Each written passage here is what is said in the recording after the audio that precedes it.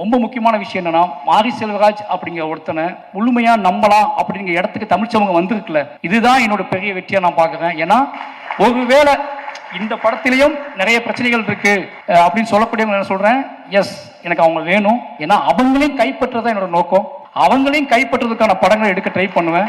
ஏன்னா இங்க கலையால சாத்தியம் இல்லாத எதுவுமே கிடையாது. இன்னைக்கு இல்லைனாலும் என்னைக்காவது அத்தனை மக்களையும் நான் வென்றே தீர்வேன் அப்படிங்கிற நம்பிக்கை எனக்கு இருக்கு. ஏன்னா அவ்வளோ வேலைகள் இருக்கு, அவ்வளோ படங்கள் இருக்கு.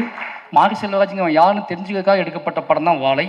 இதுலேயும் அவங்களுக்கு குழப்பம் இருக்குன்னா திருப்பி நான் எடுப்பேன். திருப்பி எடுத்து எடுத்து எடுத்து எடுத்து நிரூபிக்க ட்ரை பண்ணிகிட்டே இருப்பேன். வாழை 2 வரதுக்கும் வாய்ப்பு இருக்குது. வாய்ப்புங்களா சார்?